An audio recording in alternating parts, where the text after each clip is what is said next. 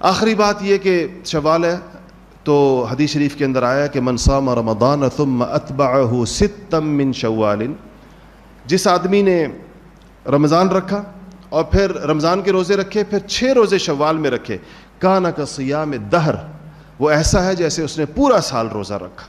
یہ حدیث شریف ہے کہ 6 روزے شوال میں رکھ لے۔ اس کی وجہ دیگر روایات بھی، میں نے آج صبح فجر کی نماز کے بعد، ہمارے یہاں فجر کے بعد درس حدیث ہوتا ہے، تو میں نے فجر کی نماز کے اندر وہ ساری روایات سنائیں جو شوال کے روزوں کے بارے میں حدیثی کتابوں میں آتی ہیں۔ اس میں نبی کریم صلی اللہ علیہ وسلم نے وجہ بھی بیان فرمائی۔ آپ نے کہا ہے کہ اللہ نے کہا ہے نا کہ من جاء بالحسنۃ فلہ عشر امثالھا، کہ جو آدمی کوئی نیکی کرے گا اس کو 10 گنا اجر ملے گا اس کا۔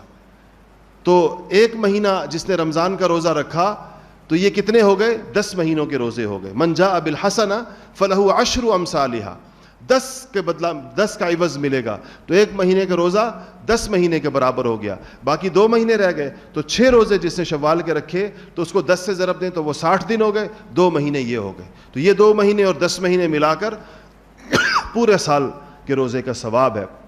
اس کے 2-3 فائدے میں آپ کو بتاؤں۔ ایک تو پورے سال کے روزوں کا ثواب انسان کو مل جاتا ہے۔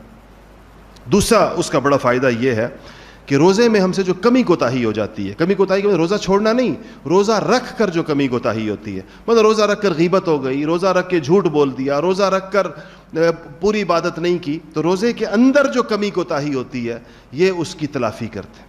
شوال کا جو روزے ہیں، اس سے کیونکہ حدیث شریف میں آتا ہے کہ فرائض کی کمی کی تلافی نوافل کرتے ہیں، تو یہ روزے نفلی ہیں، نفلی روزے ہیں، سنت ہے، نفل ہے، لیکن یہ فرائض کی کمی کوتاہی کی تلافی کرتے ہیں۔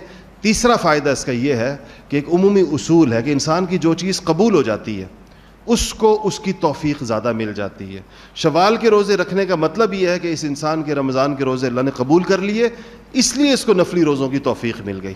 جس آدمی یہ توفیق کی ایک علامت علماء نے بیان کی ہے کہ انسان کا جو عمل قبول ہوتا ہے اس عمل کی مزید توفیق اس کو مل جاتی ہے، یہ پچھلے عمل کی قبولیت کی دلیل ہوتی ہے۔ تو اس لیے شوال کے 6 روزوں کا بھی اہتمام کرنا چاہیے۔ اللہ جل شانہ ہمیں اس پہ عمل کرنے کی توفیق نصیب فرمائے۔